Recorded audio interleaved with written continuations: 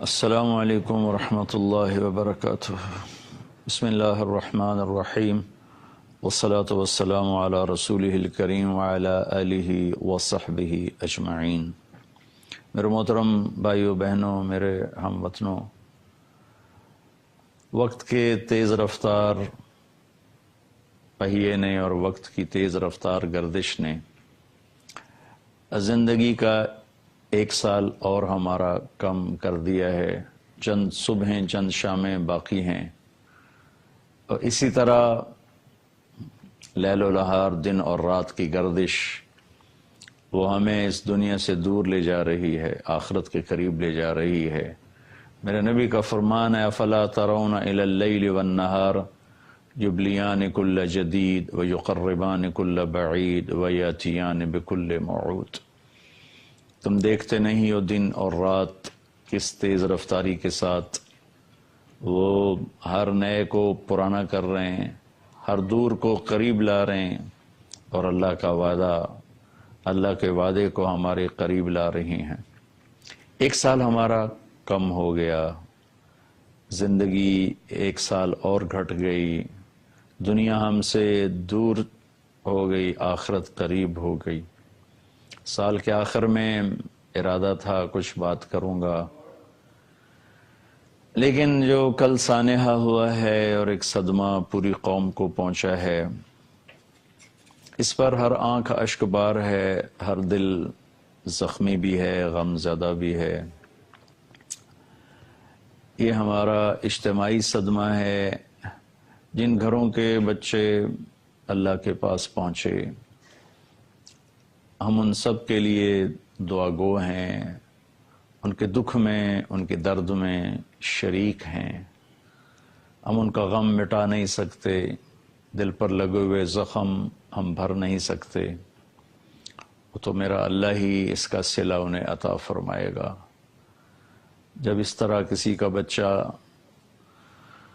وہ اٹھا لیا جاتا ہے اور اللہ تعالیٰ اسے موت دے دیتا ہے، تو پھر وہ اپنے فرشتوں سے پوچھتا ہے کہ میرا بندہ کیا کہہ رہا تھا، میری بندی کیا کہہ رہی تھی جب میں نے ان کے دل کے ٹکڑے کو اٹھا لیا، وہ کیا کہہ رہے تھے؟ تو فرشتے کہتے ہیں، یا اللہ وہ کہہ رہے تھے کہ اللہ کا شکر ہے، ہم اللہ کی رضا پر راضی ہیں۔ ایسے الفاظ جو ہم بولتے ہیں ماشاءاللہ ہر مسلمان، ہر اہل ایمان بولتا ہے، تو اللہ تعالیٰ فرماتے ہیں کہ میرے بندے کے لیے ماں ہے یا باپ، جنت میں ایک گھر بنایا جائے، اس کا نام رکھا جائے بیت الحمد، شکر کا گھر۔ میں اپنے اللہ سے دعا کرتا ہوں، جن ہمارے کلمہ گو بھائی بہنوں کے، ہمارے ہم وطنوں کے بچے شہادت کا درجہ پا کر اللہ کی بارگاہ میں پہنچے ہیں، اللہ ان سب والدین کے لیے جنت میں شکر کا محل بنائے۔ اور ایک حدیث میں آتا ہے کہ اہل ایمان کے بچے وہ ابراہیم علیہ السلام کے پاس جا کے جمع ہو جاتے ہیں۔ تمام چھوٹے بچے یا بچیاں جن کا انتقال ہوتا ہے، انہیں اللہ تعالیٰ ابراہیم علیہ السلام کے ساتھ جنت میں جمع فرما دیتے ہیں۔ ابراہیم علیہ السلام، مجھے یقین ہے، جنت الفردوس میں ہی ہیں۔ تو ہمارے بچے سب کے سب، وہ افریقہ میں اللہ کے پاس حاضر ہو یا پاکستان میں، وہ ابراہیم علیہ السلام کے ساتھ ہوتے ہیں، اور ابراہیم علیہ السلام ان کے ساتھ رہتے ہیں۔ اور پھر آخرت میں یہ بچے، اگر ماں باپ میں کوئی کوتاہیاں ہوں گی تو یہ اپنے ماں باپ کو چمٹ جائیں گے اور کہیں گے، یا اللہ، یہ تو چونکہ جنتی ہیں، تو چھوٹے ہیں، معصوم ہیں، ان کے لیے تو جنت واجب ہے، تو پھر اگر ماں باپ میں کوئی کمی کوتاہی بھی ہوئی تو یہ بچے کہیں گے، یا اللہ، ہم اس وقت تک جنت میں نہیں جائیں گے جب تک ہمارے والدین ہمارے ساتھ نہیں جائیں گے۔ تو اس پر اللہ تعالیٰ فرمائیں گے، اچھا جاؤ اپنے والدین کو بھی ساتھ لے جاؤ۔ وطن عزیز پر بہت عرصے سے آفات ہیں، اگر آپ غور فرمائیں، آسمانی آفات تابڑ توڑ ہیں، زمینی آفات تابڑ توڑ ہیں، کہیں زلزلے ہیں، کہیں طوفان ہیں، کہیں سیلاب ہیں، کہیں حادثات ہیں اتنے خوفناک، پوری بس کی بس جل جاتی ہے۔ اسکول وین پر ٹرین چڑھ جاتی ہے معصوم ننھی کے لیے. میرے علاقے کا واقعہ میاں چنو کے قریب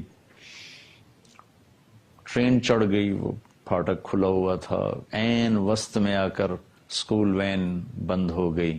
دھند تھی اس دن اور 3-4 سال پہلے کا واقعہ ہے. سارے معصوم بچے کچلے گئے. تو میں تو پہلے بھی عرض کرتا رہتا ہوں، اب بھی یہی کہوں گا، سال کا اختتام ہے، ہم سب اپنے اللہ کو راضی کرنے کے لیے کوشش کریں، ایک دوسرے سے عداوت چھوڑیں، نفرت چھوڑیں، دشمنیاں چھوڑیں، اللہ کی بارگاہ میں سارے جھکیں، معاف کریں، ہر قسم کی نفرتوں کو دبا دیں. اور کونوا عباد اللہ اخوانا، جو میرے نبی نے فرمایا تھا، لا تحاسدوا، حسد نہ کرو، لا تباغضوا، بغض نہ رکھو، لا تدابروا، منہ نہ پھیرو، قطع تعلق نہ کرو، وکونوا عباد اللہ اخوانا، اور تم اللہ کے بندے آپس میں بھائی بھائی بن جاؤ. میں تو سارے اپنے سننے والے چھوٹے بڑے سب سے اپیل کروں گا کہ ہم سب اللہ کی بارگاہ میں توبہ کریں، معافی مانگیں، کہ جہاں تک بات جا چکی ہے اللہ کے سوا کوئی نہیں جو اسے حل کر سکے. اس مجدھار میں، طوفان میں پھنسی ہوئی کشتی کو نہیں لگتا کہ ملاح بھی کنارے تک پہنچا سکیں، وہ بھی ہمارے جیسے انسان ہیں. تو بھائیو بہنوں، ہم اوروں کو دیکھنا چھوڑ کر اپنے گریبان میں جھانکنا شروع کریں، اپنے عیب، اپنی کمیاں دیکھیں اور اللہ کی بارگاہ میں توبہ استغفار کریں. مہدی ایک عباسی خلیفہ گزرا ہے، یہ اس کے زمانے میں بہت نیک خلیفہ تھا. یہ ہارون رشید کا والد ہے اور ابو جعفر منصور کا بیٹا ہے. یہ اس کے زمانے میں قحط آ گیا، بارش نہیں ہو رہی، اور آبپاشی کا نظام صرف بارش تھا، نہریں نہیں تھیں، چند کنویں تھے جس سے ساری سیرابی مشکل تھی. تو لوگ فقوں مرنے لگے، کتے بلے لوگ کھانے لگے. تو ایک رات کو مہدی بہت غمگین لیٹا ہوا تھا، اس کا خادم اس کو دبا رہا تھا. اپنے خادم سے کہنے لگا، میرا رعایا کے لیے دل بڑا اداس ہے، مجھے کوئی کہانی سناؤ. تو خادم نے کہا، امیر المومنین، ایک لومڑی سفر پہ جا رہی تھی، اس نے اپنا بچہ شیر کے سپرد کیا کہ آپ جنگل کے بادشاہ ہیں، یہ میری امانت ہے آپ کے پاس، میں آؤں گی آپ سے لے لوں گی. شیر نے کہا ٹھیک، اور اسے اپنی کمر پہ بٹھا لیا. جدھر جاتا وہ بچہ اس کی کمر پہ ہوتا. ایک دن عقاب کی نظر پڑی، اس نے جھپٹا مارا، بچہ اٹھا کے لے گیا. شیر بیچارہ دیکھتا ہی رہ گیا. لومڑی جب واپس آئی تو اس نے شیر سے پوچھا، بادشاہ سلامت میرا بیٹا؟ شیر نے کہا، وہ تو عقاب لے گیا. کہنے لگی، آپ تو جنگل کے بادشاہ ہیں، میں تو آپ کے سپرد کر کے گئی تھی، آپ کو امانت دے کر گئی تھی. تو شیر نے کہا، بہن یہ جنگل کی آفت ہوتی تو میں ضرور اسے ٹکر لیتا، یہ تو آسمان کی آفت تھی، میں اس سے کہاں لڑ سکتا ہوں. اس کے بعد اس خادم نے کہا، امیر المومنین، یہ قحط اگر زمین کی آفت ہے تو فوجیں نکال لو، اور اگر یہ آسمان والے کی طرف سے آئی ہوئی چیز ہے تو اسے منا لو، کام بن جائے گا. تو اس زمانے کے بادشاہ بھی بہت اللہ سے ڈرنے والے تھے. مہدی اسی وقت اٹھا، وضو کیا، نفل شروع کی اور سجدے میں سر رکھ دی. اتنا رویا کہ مصلی آنسوں سے بھیگ گیا.